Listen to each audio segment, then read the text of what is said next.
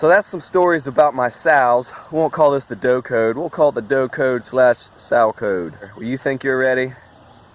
They'll let you know you're not.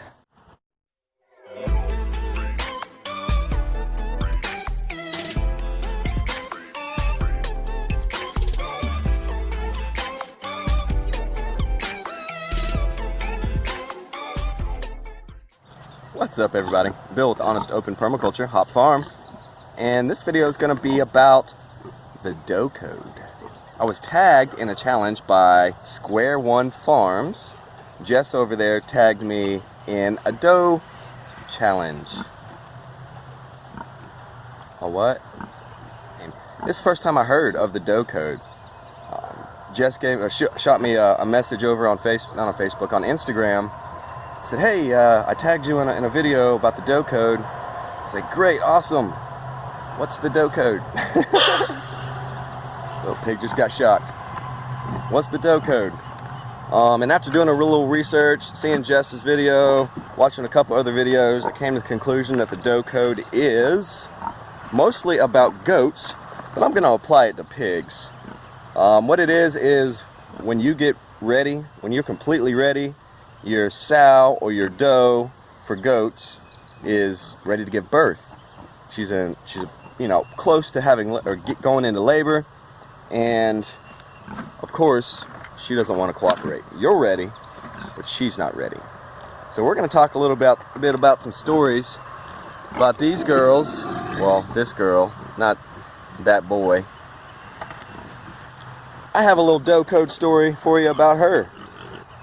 Story goes, old Flop Flop back here did his job, and she was progressing just well. Now, if you don't know, a pig's gestation is 3 months, 3 weeks, 3 days. And it's pretty much like clockwork, what they say anyways. So if you know exactly when your sow got pregnant, you should be able to go out 3 weeks, 3 months, 3 days and know when she's giving birth. Well, we put our boar with our sow, so we know when she's in heat. There's a 3-day window when she's in heat.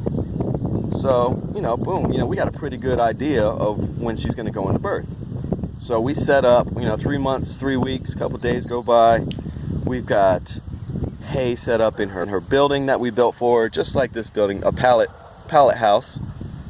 We got it all set up for her. We got, water in there for her. We put a pallet in there sideways so the babies could go into there and get away from their mama. Excuse me. And not get rolled on or crushed by this big girl. We had her all set up. And, I was checking on her multiple times a day. Nothing was going on. She was still eating. That's one of the signs of a sow that, when your pig stops eating, there's something up. Something's about to go down. She was still eating. Fed them breakfast that morning. She ate. Figured everything was good. Went back down there about 4:30 to feed them some dinner before work. And I can't find her. She's not in her house. She's not coming to food. Like, all right, what's going on? I start walking around a little bit, and I find her in a pile of briars and blackberries, and she has made herself a cocoon out of these briars that she is now inside of, and have already popped out her whole litter. She had, I believe, 12. Already birthed them all. And she's got her little babies running around, getting cut up by these thorns. She's stuck in these thorns. It's in the middle of the summer, 100 degrees, and she's out in the middle of the field, not in any shade. So she went from having the most perfect setup to have birth in to one of probably the worst setups I could have thought of to have her to have birth in. So that was her first birth. Her second birth was really good. She only had 5 on her second one. She had them where we wanted. We were there with her. But the second story I want to tell you is with that mama over there. Now she's been pretty rough. Quite rough. Her first litter was great. She had no problems. Her second litter, she had 15 stillborns. That was before I knew or learned how to assist a pig in labor. So So all 15 of hers died. And then her last birth, I did a video on that also. It was a very, very hard birth. I'll link those videos, drop them in an iCard, and link them down in the description.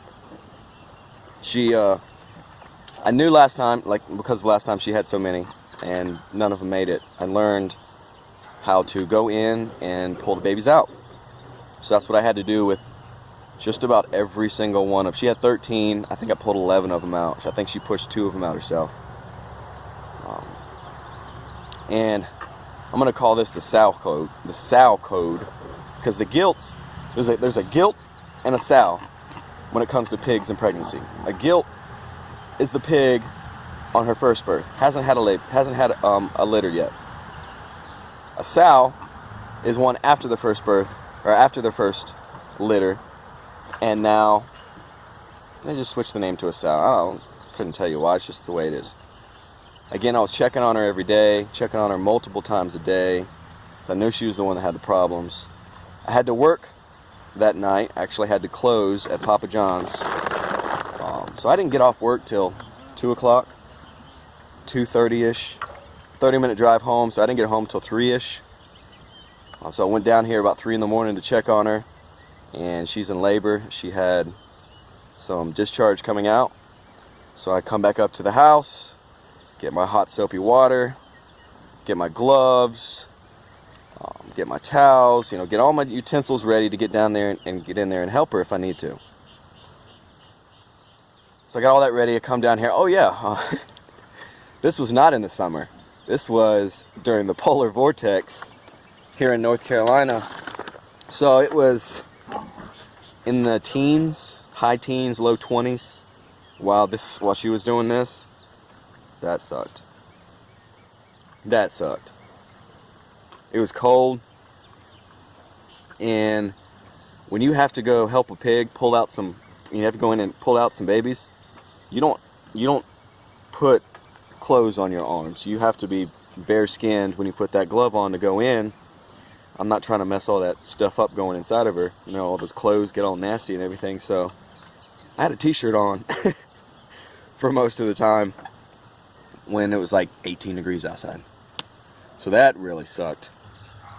It was a really hard birth. A really emotional birth, for sure. I also get pretty emotional during births. Well, not during the birth. It's like after. During the birth, I'm ready to go. I am in the zone. Nothing's going to stop me. We're going to get the job done, and with everybody as safe as possible. But afterwards, it's like all that emotion catches up, all the adrenaline catches up. Just a warning, if you watch that pig video with her, I do get a little emotional in that video. So that's some stories about my sows. We won't call this the Doe Code. We'll call it the Doe Code / sow code. When you think you're ready, they'll let you know you're not. So before I tag anybody, I just want to give a big shout out to Square One Farms. Thank you guys very much for tagging me. I really appreciate it.